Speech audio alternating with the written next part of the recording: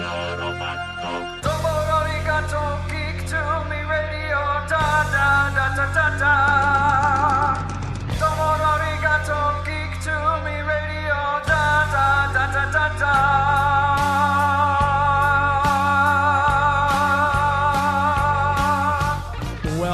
Welcome, geeks and nerds, girls and boys, to a brand new edition of Geek to Me Radio. Today we're joined by Turnbow of SciFi.Radio, talking all about that platform. We'll then be talking with Gillian Porter from the James Bond Lexicon, digging into the lore of 007. All that and more, stand by.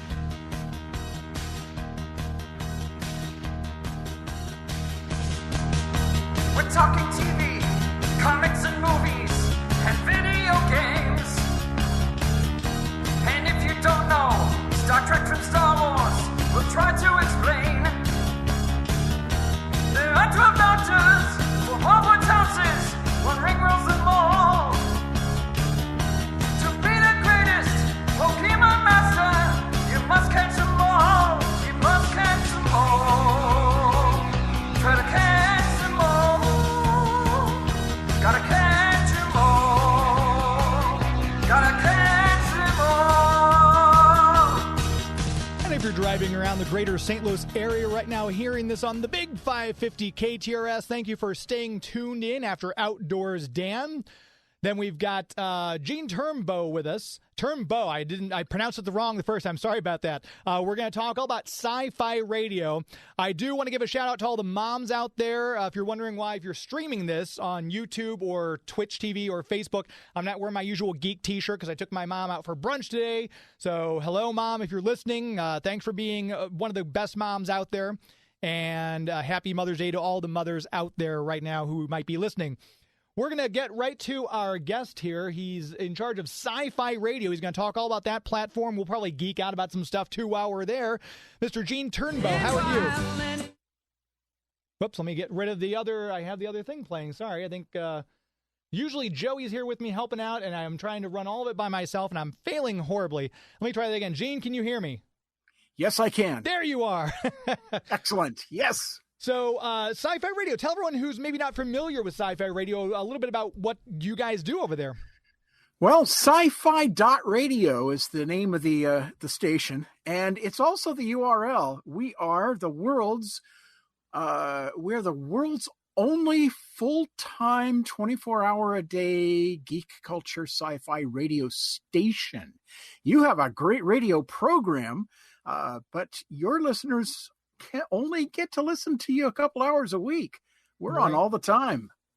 And it's such a variety of programming, too. You've got, like, live DJs. So this used to be, I know, Krypton Radio, and you just rebranded in January, yes. Correct?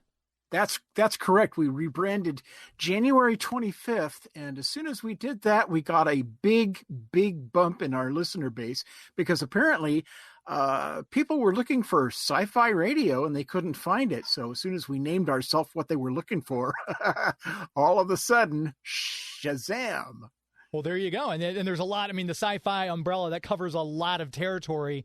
From everything from Star Trek, Twilight Zone, going forward to like Firefly and things like that. So what have you found? I mean, how do you gauge listenership? Do you have like demographics and everything on who listens, how many people listen, how long they tune in? Like, what do you use for your statistics? That's actually a good question. A lot of radio stations actually don't have direct access to this information. But we wrote, because we're an internet radio station, we can see the connections as they come and go. And we've written our own reporting system where we can check the time of day for whichever show we have scheduled and see exactly how many listeners we had for that given time period. We can also track in general where people are listening, tuning in from.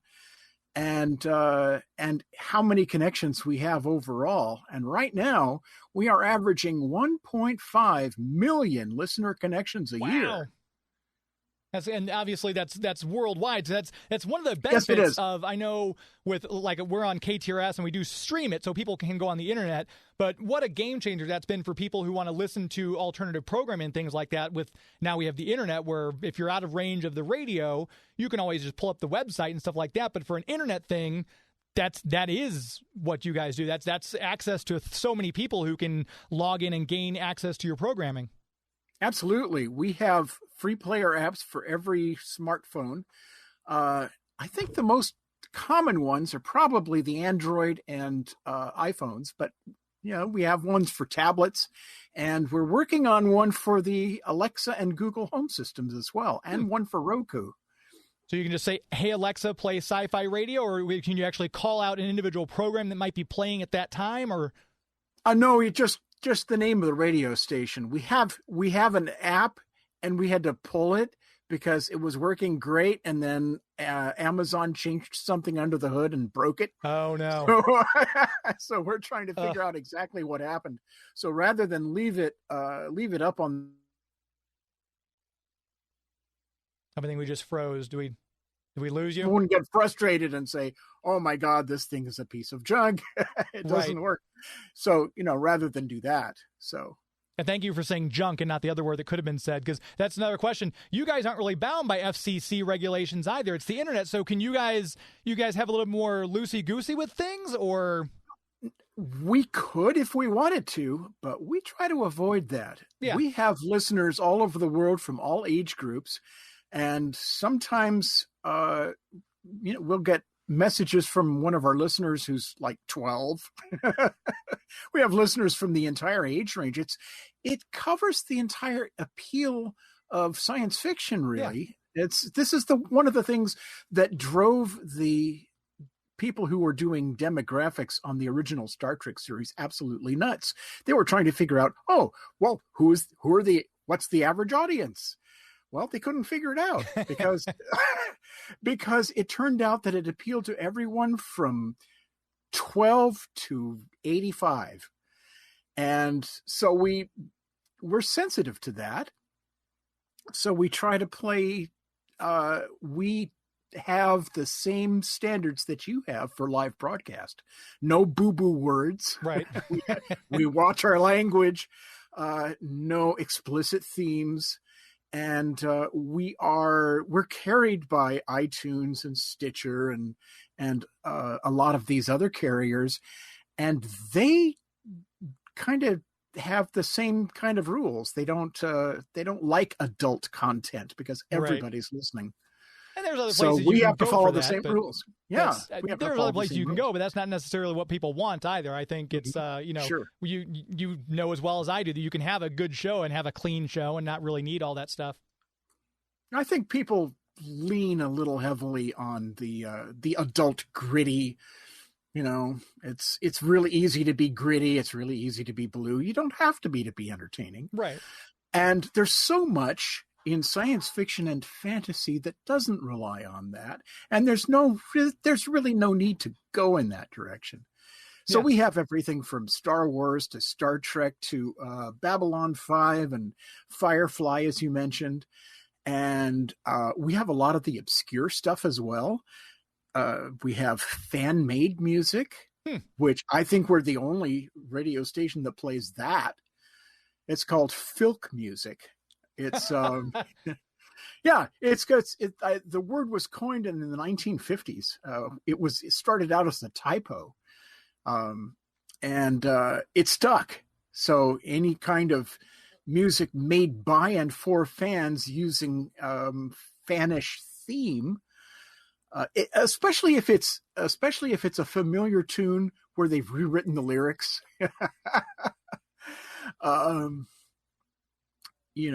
With comedic effect, that falls squarely into the filk category. So we have a lot of that.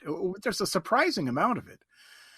And it's actually, come to think of it, that's one of the reasons there are no other radio stations like ours, because there's just enough content out there that you can make a radio station with it. And anybody else who tried to do what we're doing would end up sounding exactly like us. Yeah, and I think it's, I should say we've got a couple of chats. Oh, Christian Basil, I think you know Christian. Sure I do. Yes, said he's a man, he craves adult content, and there's nothing he does that is adult, though. So knowing Christian, I can attest that is true. Christian Basil, Legend of the Traveling TARDIS. That's right. The show got its start on SciFi.Radio. Yeah, I mean, he's doing gangbusters. Just broke 1,000 YouTube subscribers, so good on Legend of the Traveling TARDIS. And 30,000 plus followers on Facebook. That's huge. Pretty amazing. Pretty amazing what he's built. It's I love the stuff, and it's Doctor Who centric, right? And Legend of the Traveling TARDIS is actually one of the highest rated shows on SciFi.Radio.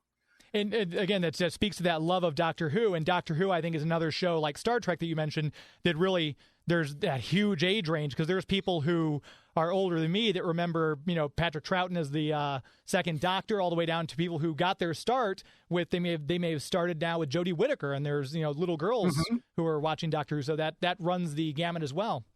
So who is your first Doctor? Technically, I remember when I was really little flipping through Channel 9. And it was technically Peter Davison, because they would show an occasional episode. Usually we'd see Tom Baker on there, though. But when I got into Doctor Who, I started with New Who. So technically my first Doctor was Eccleston. Oh, okay. What about you? Yeah, it's a great start. My first Doctor was my first Doctor was Tom Baker. So he played the role for 7 years. He was at it for the longest. Yeah, he did. He absolutely did. And I got a chance. I think he froze again. Are you still with us? A couple of years, in 1979, I want to say. And so we were running conventions at the time, and I got to meet him because of that. Yeah, he's on the list, because I would love to meet him. I know he doesn't travel very much anymore. But yeah, if he ever does make a con appearance, I'm flying to wherever it is, Dubai, London, whatever he decides to do to meet him for sure. So we're going to take a quick commercial break. You're okay to stick with us for another segment, correct? Absolutely. Good. We're talking with Gene Turnbow of SciFi.Radio. If you are listening right now and you have a question you'd like to pose, or maybe you have a question about Sci-Fi Radio, maybe you have a show idea you want to pitch, or just a question about their content, you can text us at 84126 on the KTRS text lines. You can also, we actually have open phone lines. If you want to call in, it's 314-931-5877. We're going to take our first commercial break. We'll come right back, chatting more Sci-Fi Radio. Gene Turnbow, please stand by. Hi, this is Gates McFadden. Now, don't tell my space son, but I always listen to Geek to Me Radio. Do it.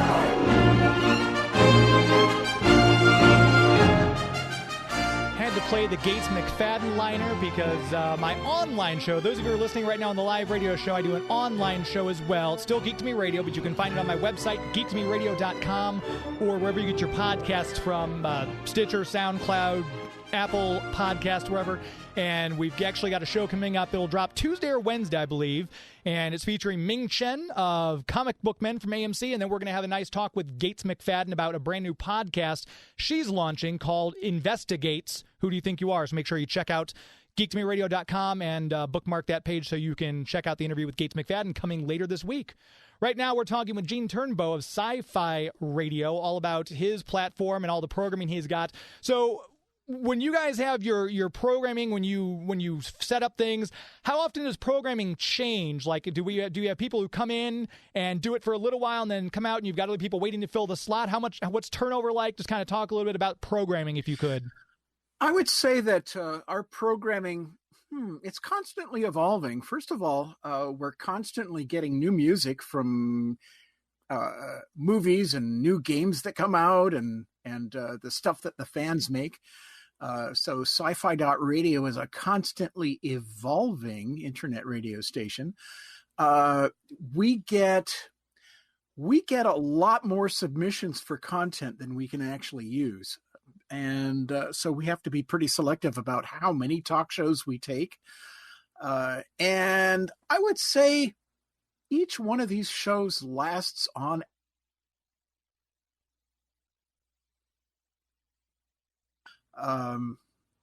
but on the whole, I'd say a new slot opens up about every 18 months. Okay, every 18 months. That's so. Yeah, something like that. So I know Christian's been with you for quite a while, and the Legend of the Traveling Tardis, which we talked about earlier. What is he your longest running person who's been on with you, or is there someone who's been on since the beginning? No, I'd say the longest running one has been Gary DeBaum. He does Gary DeBaum's Random Acts of Tunage on Mondays, and he does Gary DeBaum's Friday nights, and he's been with us since I think 2000. I want to say 2000 and 2010. Oh wow! So he's been with us a long time. SciFi.Radio has been broadcasting continuously since April 10th, 2009. Huh. So we're coming up. Let's see, April, May. Yeah, I think we're up to our 12th anniversary. Wow, happy anniversary! Had I known, I would have gotten you something. Thank you. So and again, that's the great thing about the internet is people can do this from all over. They literally turn on their computer like you and I are doing. Do you have someone from outside the United States who's part of your program lineup? Yes, we do. We have Mr. Vestek of Mr. Vestek's Outpost. He broadcasts from Ireland. Oh wow! Yeah. The conceit there is that he's on an abandoned shipping station, trading post out in the far edge of the asteroid belt, and he bounces his signal off a graviton beam that arcs his signal towards Earth, and we get to hear him once a week every Wednesday. Well, that's exciting. And lucky he's got a graviton beam. Otherwise, that wouldn't work out at all. Yeah. Oh, yeah. It's great fun, and he's the other show that we've had for a long, long time is Gary DeBaum. No, not Gary DeBaum. I've already talked about him. Sean Crosby, and his morning show is Good Morning Tatooine, and that's available every 9 a.m. to 11 a.m. Pacific time. I guess that's 12 to 2 Eastern time. And he is a music historian. There is almost nothing he doesn't know about the history of music in show business, and it's always an entertaining listen. And is it music? Because I would think it sounds like Star Wars talk, but is it a little bit of both? Right, it's a little bit of both. He is a dyed-in-the-wool Star Wars fan, of course, and his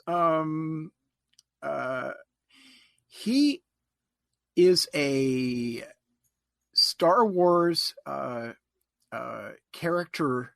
I guess you would say a cosplayer, but okay. That's not quite the word I would use. He does 160 charity events a year dressed as Obi-Wan Kenobi. And he has a Star Wars car that he shows up to at these events and takes it to auto shows, and he drives all around the country with it. So he helps a lot of people, and we're very lucky to have him. And he has, with his wife Colleen Crosby and their friend Jeff Donahoe, they have a show called Docking Bay 94 that's on every Thursday at 7 p.m. So, and they've been with us. That show has been with us for 6 or 7 years. So, and that's all about Star Wars and Disney, because they're Disney fans, and, going to the parks and what's going on in pop media and all sorts of stuff. And now that Disney owns Star Wars, that's the perfect marriage anyway. Yeah, it really is. And she's a costumer, and she's just an incredibly good costumer. So between the two of them, they have some in-depth knowledge. And I think one of the most fun things about running this radio station is all the great people I get to meet and interact with that I would never have the opportunity to meet with otherwise. Yeah. I go to conventions, and there's this panel that I'm frequently on. It's called Full-Time Creativity on a Part-Time Schedule. And we go to Comic-Con and WonderCon and present that every year. And I get to meet people who want to break into creative ventures, and join up, and do what we do. And it's just an incredible thing to be able to spark these people's imagination. Sounds like a panel I need to take a part of. I think I need to definitely listen to that at some point. So if we ever cross paths at a convention. So speaking of conventions, do you have some on the books that are starting to open back up now that we're seeing the light at the end of the COVID tunnel? Do you have any that are on the ledger? Well, let's see. I think we've got LosCon, Los Angeles Science Fantasy Convention. That normally happens in November, but I think they're pushing it off to no. They are Thanksgiving weekend. They are Thanksgiving weekend here in okay. Los Angeles. Same legend, same as Chicago Tardis then. Yeah, probably. Bad news is San Diego Comic-Con on the same weekend. Yeah, and San Diego Comic-Con, I don't think we're going to be able to go to. It's just, I think it's a little bit too much of a stretch. Yeah, I'm looking forward to conventions opening back up, though. It's one of the things I definitely missed. The last convention I went to before COVID hit was Gallifrey 1 in Los Angeles. So it's nice to see all these cons starting to come back.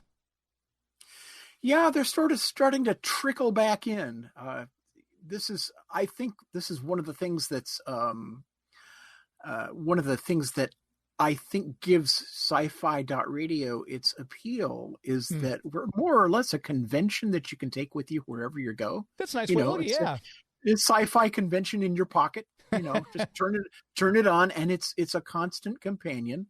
We're always there. Just hit the play button, and away we go. Yeah, I like that.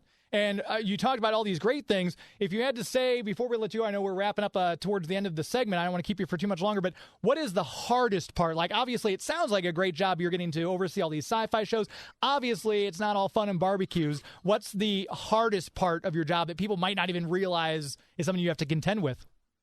The hardest single part of running sci-fi.radio is paying for the whole thing. We have a Patreon campaign, and if you go to sci-fi.radio, that's actually the URL for it. Okay. You'll see a big orange Patreon button, and you can help us stay on the air. $5 a month goes a long way, especially if you've got a whole bunch of people. Yeah. So if if this would really help us out, if you want to help keep sci-fi.radio on the air, we are 100% listener supported, 100%, and we don't get funding from the National Public Radio or anything like that. So we're completely independent. So we depend on this entirely to help keep us on the air, and that's probably getting that to happen every month so that we can stay on the air and get people paid for their work is the single hardest part of keeping this thing going. So far, we've managed it. 12 years on the air, knock on wood. There you go. But that's got to be the toughest part. So if you're listening right now and want to help out, it's sci-fi.radio, and the Patreon link is right there. Otherwise, if people want to keep up with you, and the website's probably the best place, but you guys are on Twitter and social media. Tell everybody where else they might be able to find you. We're on Twitter, we're on Facebook, we're on Instagram. We're all over the place. Perfect. It's always great to talk to people like who I feel like we're in a similar thing here. It's kind of like our passion. And this is kind of what we love to do. So if you want to keep up, again, sci-fi.radio, make sure you support them. Make sure you just check it out and listen, because there's a lot of fun programming to be heard, especially that Legend of the Traveling Tardis show we mentioned. That's not a bad show either, so make sure you check that one out for sure.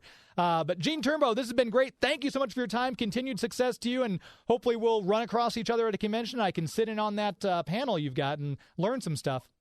Absolutely. I love your show, and thank you for having me on as a guest. Absolutely. Anytime. We'll have you back on, maybe in another, we won't wait 12 more years to do it. We'll just have you on, we'll make it a regular date. Excellent. Thank you again. Thank you. And again, if you want to keep up with SciFi.Radio, that's a great way. You can just listen to it, or you can go and support it. Like he said, $5 a month, that's not a lot of money, and you're helping out a lot of these content creators who really, really are putting their passion into it and effort as well. We're going to take our next commercial break. We're going to come right back. We're going to chat with Alan Porter of the James Bond Lexicon, so make sure you stick around. And again, the text lines are open, 84126. If you want to text in a question, we'll be right back.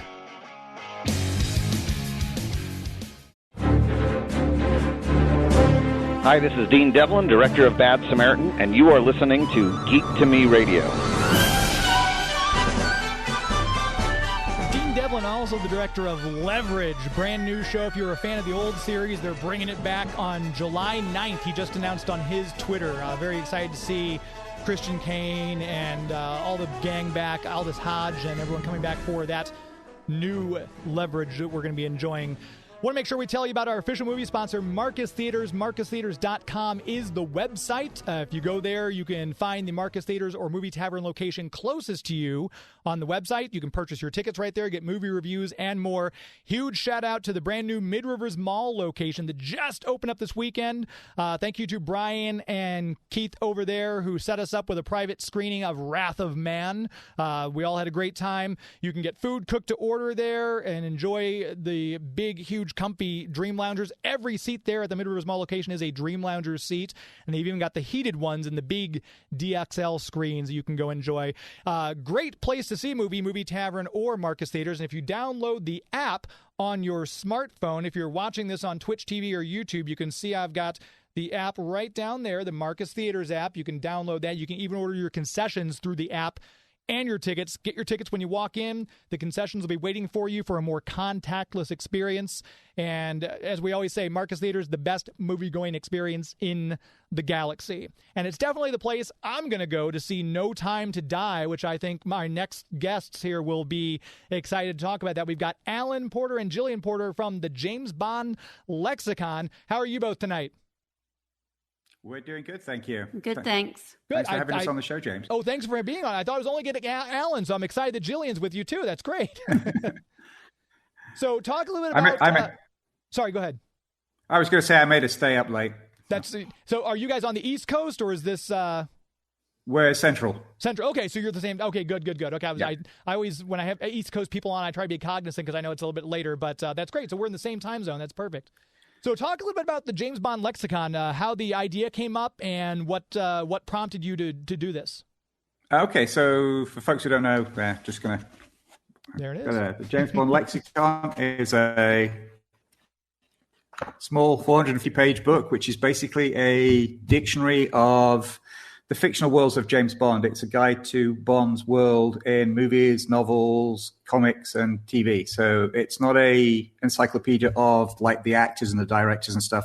Lots of people have done those. This is a encyclopedia of the worlds within which James Bond sort of works and operates. What prompted it basically is I'm a complete geek. Well, we actually both are for these sort of fictional encyclopedias. I think it started with the Dune Encyclopedia when we were both at college.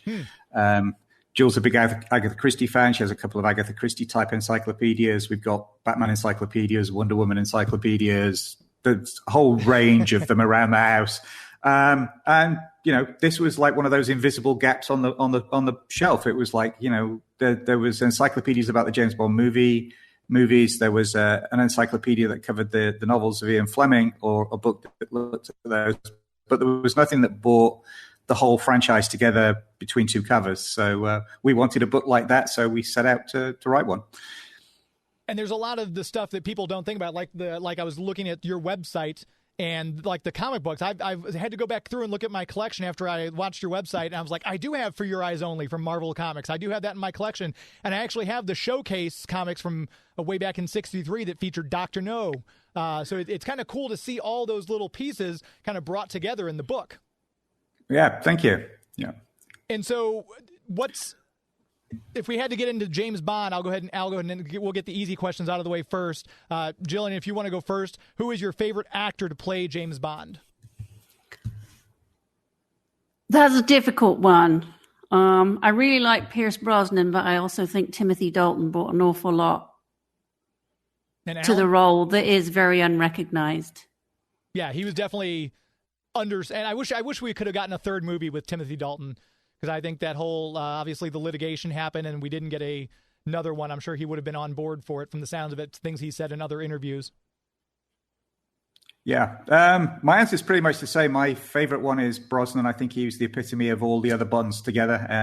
Suave, sophisticated secret agent, as he's talked about in the movie.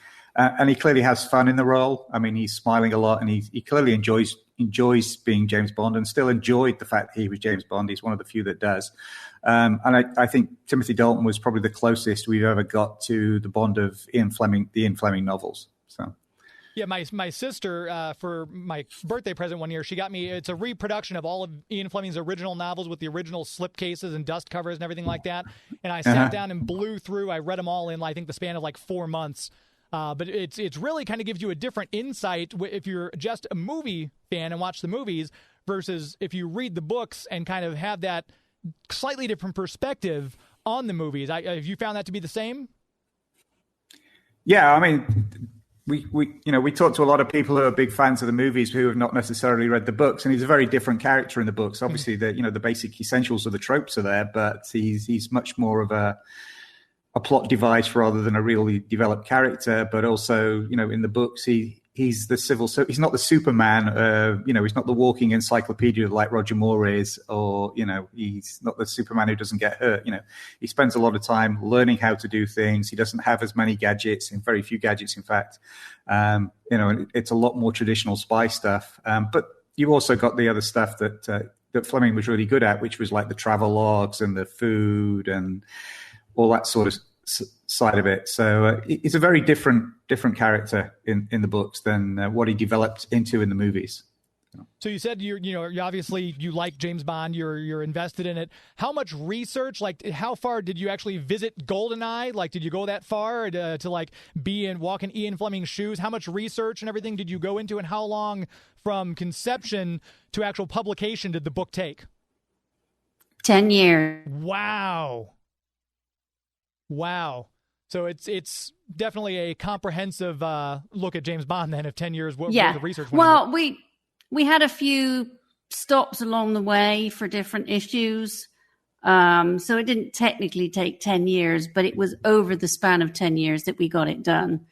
And then we were lucky enough to go to GoldenEye, October 2019. Wow. Sit at Ian Fleming's desk and... That's actually the photo on the back of the book. I don't know if you can see that. That's the two of us. Yeah. That's the two of us sat at Ian Fleming's desk, where the actual desk where James Bond was created. So that was a pretty cool moment. So, yes. So with James Bond being so popular, did you have trouble, once you got the book done, did you have trouble shopping around and finding a publisher? I would think with James Bond being such a huge franchise and the money-making machine that it is, that we know it to be, I would think that publishers would have been lining up. Did you have trouble with that aspect of it?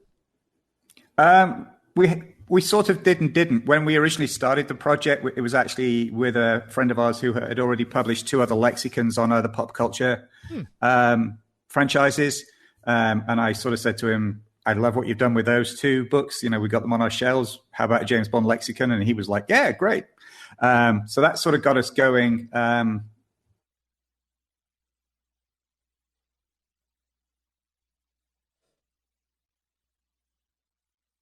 We got her through that. And then unfortunately the co-publisher, our friend's business partner, died unexpectedly. So they decided to mothball the publishing company. So now we were left with an almost complete manuscript, but no publisher, and we're sort of back to zero. But another friend who I do podcasts with, he actually has his own publishing company as well. And we were just talking, and he said, well, I've never done anything this size, but I'll take it on for you if you want. So it actually turned out to we were lucky in both the publishers that we dealt with initially and finally. Was actually relatively easy to work along because it was people we've already had a good relationship with. So. But the initial response, we've been out, it's been out just about a month now, has been great. It's been fantastic. And I feel like you can see, I don't know if it's the rise of social media or what it is, but a lot of fandoms have sometimes become a little toxic. We have the Star Wars people with the schism there, the DC Comics people, Zack Snyder camp versus the people who don't like Zack Snyder's movies. I don't feel like there really is that, I don't want to say toxicity, but there's not that schism in the James Bond fandom. It seems like people, oh, you like Sean Connery better? Okay, great. I like Pierce Brosnan. People go their separate ways. Have you found any sticklers to that theory that kind of pop up, and actually there are some toxic Bond fans out there? There's the odd one or two, but I will say the Bond community, the Bond fan community, that's clearly not easy to say. The Bond fan community is actually very open and very welcoming. And as you said, very open to different views. Quite often we have completely opposite views to other people, and generally you can have a very good informed conversation, and people are like, oh, okay, you like this film and I don't. That's fine. Everybody's entitled to an opinion. I think we all enjoy James Bond, like the James Bond stuff, and I think it's just degrees. I've been involved in other sort of areas. I've done work on Star Trek and Batman and Sherlock Holmes and things like, other communities. I know Jill's been involved with, some of the Agatha Christie forums and stuff online. And I think the Bond community is probably the most welcoming of those various fan communities that we've been involved in over the years. Yeah, I would agree with that. Totally. And we just had Gene Turnbow from SciFi.Radio on previously talking about Doctor Who and things like that and all the sci-fi genre. I feel like there's an overlap with James Bond and sci-fi because he has the gadgets, and there's people like Hugo Drax taking over space and things like that. So there is a lot of sci-fi crossover with James Bond, which is kind of a nice kind of synergy going on.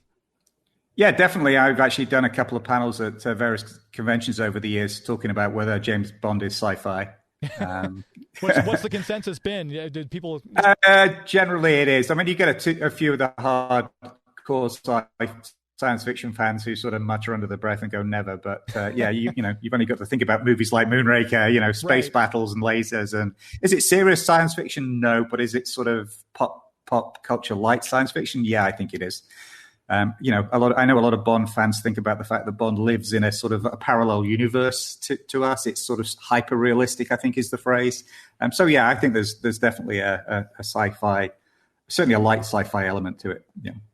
And we're talking right now with Alan Porter and Gillian Porter. If you're listening on the Big 550 KTRS, if you have a question, a Bond-related question or anything else, you can text us at 84126. Standard texting and messaging rates do apply. You can also call the KTRS hotline at 314-931-5877. We're going to talk James Bond for the rest of the hour. So with this book you've got out, obviously you had to have it so it would satisfy hardcore Bond fans, but also someone who's just kind of got a passing interest, and they may be browsing at the bookstore on Amazon and be like, oh, you know what, that is kind of cool. So how did the two of you draw that line where it's going to be appealing to both crowds? I would say what we try to do is make sure, well, one, we try to cover a broader spectrum as possible of, I think we've covered like 271 different Bond stories across all the different media in the book. But what we tried to do was make sure each of the entries in it were self-contained to the extent that you understood the context. You didn't have to be a deep Bond fan to understand each individual entry and what they were talking about. So there was enough information in there to tell a little story, but also the right context. So you don't have to be sort of completely steeped in the lore of Bond to understand and get the relevance. So we try to make it like that. What we've heard from a lot of folks is, people who sort of keep it on their desk and then, on the nightstand and just sort of flick to a page at random each day and sort of read a couple of entries and go, oh, I didn't know that. That's cool. And then you've got the other folks who are reading the Fleming books and want to know a reference, and they're diving in and, looking specific things up. So, try to sort of keep both use cases in mind. But like I say, our real driving thing was to make sure that every entry could be read on its own and be understood by somebody who didn't necessarily have a deep Bond knowledge. So, And there's that, there could be a compendium when it comes out, maybe with a gift set where it's a James Bond fact a day calendar. You do a tearaway thing and there's your next fact. So just throwing it out there, a little more money in your guys' pockets if you want to come up with that idea. That's a great idea. Yeah, that's how I had a chemistry one when I was in high school, and I learned a different chemistry fact every day and actually passed high school chemistry that year. So it must work. Yeah. We do actually put on our Bond Lexicon Twitter account, we do put an extract for a little entry every day on the Bond Lexicon Twitter account. So if you follow us on there each day, you'll get a little snippet of an entry every day. And that's at Bond Lexicon is the Twitter handle, correct? Correct, yes. Yeah. And we're talking all things James Bond right now. Are you okay to stick around for another segment if I take a commercial break and come back? Certainly, yeah. Yeah. Perfect. We're talking with Alan and Gillian Porter. We're going to come right back after these words from our sponsors here on Geek to Me Radio. Please stand by.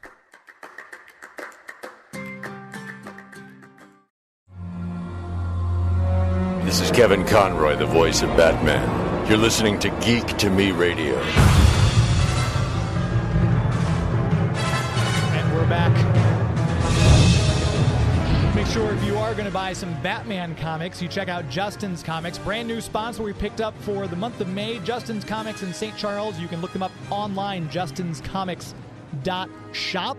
And he's got more variant covers than any comic book store I've ever seen. So if you're trying to find that hard variant cover of a certain issue that you want, check out Justin's Comics. If you're here locally, he's right off of First Capitol in downtown St. Charles. You can check him out. Check the hours on his website. He does 25% off new comics every Wednesday, so it's a great place to go get your comics, and your dollar is going to go a little bit further. He's got a big sale going all throughout the month of May, and we're actually going to have Justin in studio next week to talk about the business. It's a lot of comic book shops come and go. He's been around for a while now, and it's because he knows how to treat his customers and run a good business to make people come back and buy more and kind of build that relationship. Check him out again online, justinscomics.shop. Best place to go get any of your comic book needs. Speaking of books, we're talking right now with the authors of the James Bond Lexicon. We're talking with Alan Porter and Gillian Porter all about that. With the new movie coming out, I know it's been delayed, I feel like more times than New Mutants was in theaters. We've been waiting on No Time to Die for a while, which is going to be allegedly Daniel Craig's last outing as 007. How excited on a scale of 1 to 10 are you, the two of you, for this movie? For the movie or the fact that it's Daniel Craig's last one? Either or. We'll take the first one, and then we'll talk about the latter. No, I'm looking forward to it. I think 6 different dates we've had so far. I think this is the one I'm most confident about. I'm hoping it will come out in October. It comes out around the same time as my birthday, so that will be a nice birthday present if it actually does come out on time this time. And I was sort of half joking, but neither of us are particular fans of Daniel Craig's tenure. So the fact that this is the last one of his, I'm looking forward to seeing where the franchise goes next. I'm hoping it has a slight change in tone going forward. So, but from what I've seen of the trailers, this one looks like it could be pretty good. But I thought that about the last one. So, yeah. Same feelings on your part, Gillian? Who knows? Yeah, I mean, no disrespect to Daniel Craig. I like him in other things. I just don't particularly care for where they've taken the character. So, yeah, I mean, I'm excited to see it, as I've been excited to see all of them. I think there'll be a level of relief of finally it's going to, actually be shown, and that will be cool. And then we can all talk about it, because one of the things with the book is we kept holding off, thinking, we'll wait till the movie comes out. And then in the end, we're like, no, it's been delayed so many times. We just have to, draw that line in the sand and put it out there. So, as I said, that's another thing that delayed the book, really, was that. But yeah, no, the trailers look very cool. And hopefully the movie will be as good as we all want it to be. And I know a lot of talk about how, and they kind of got into it a little bit with GoldenEye, where M calls him a sexist, misogynist dinosaur, a relic of the Cold War.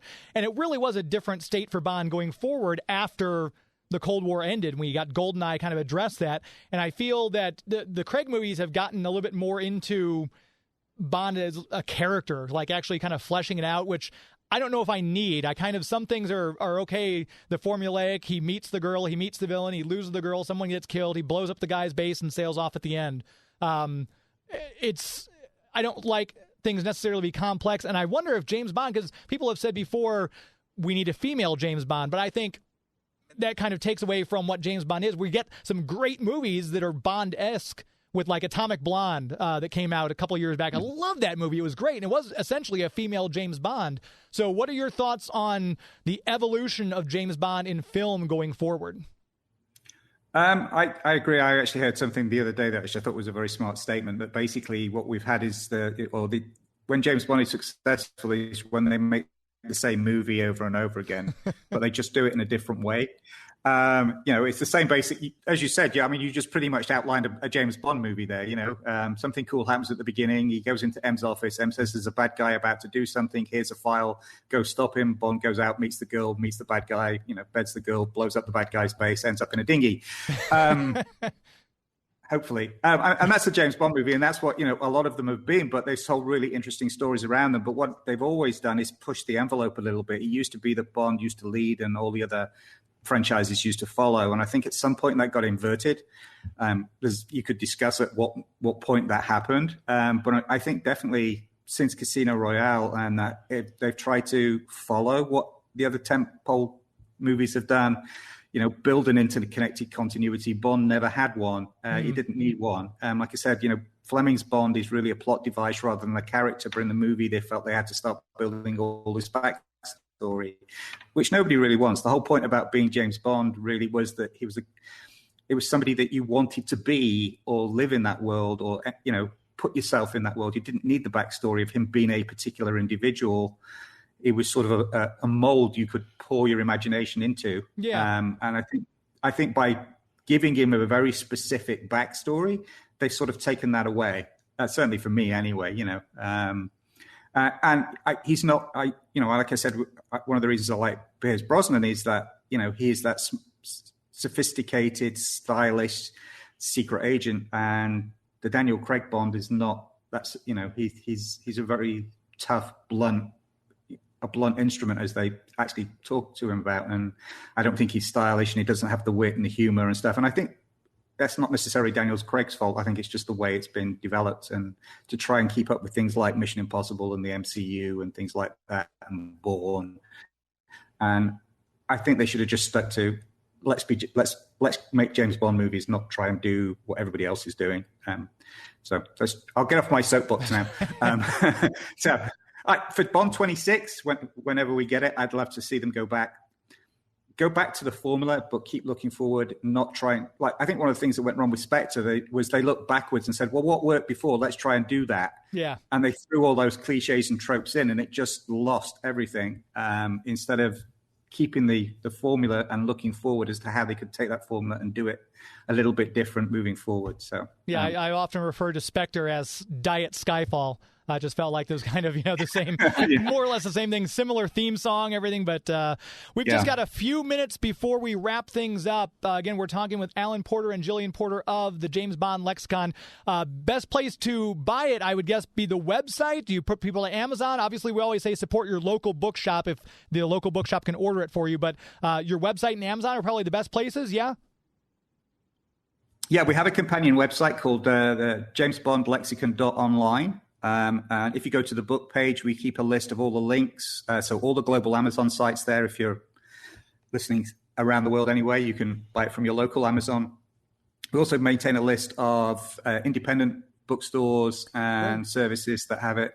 And also a service like bookshop.org, where, if you can order it online, but they actually source it through your local bookstore.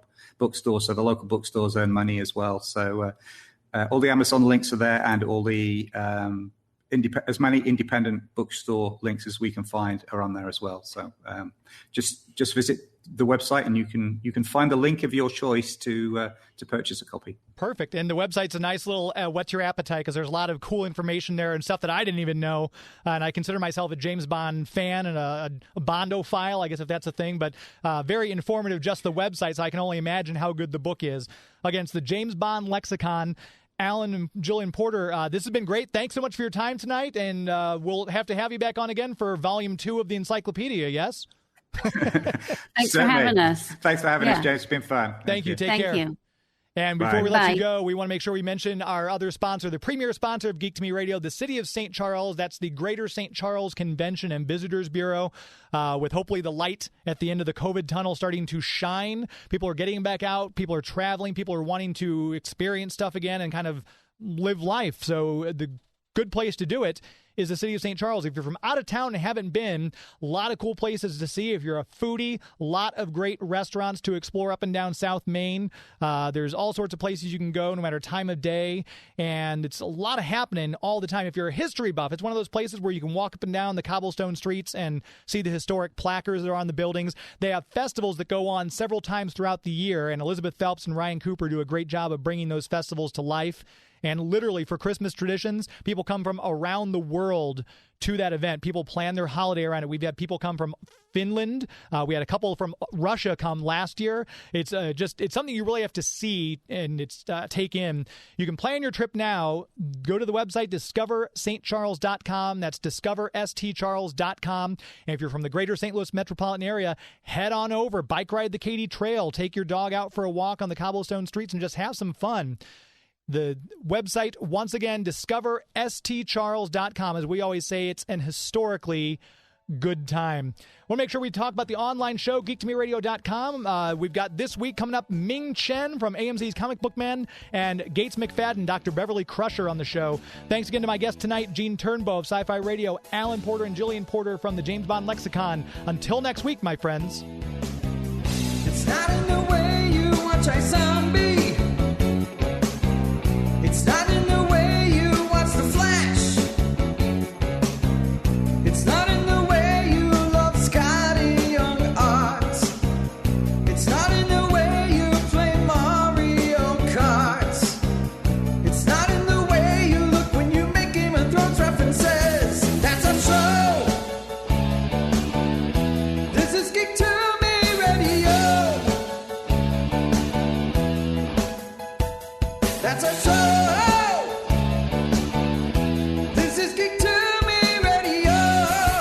MI6 headquarters, good night.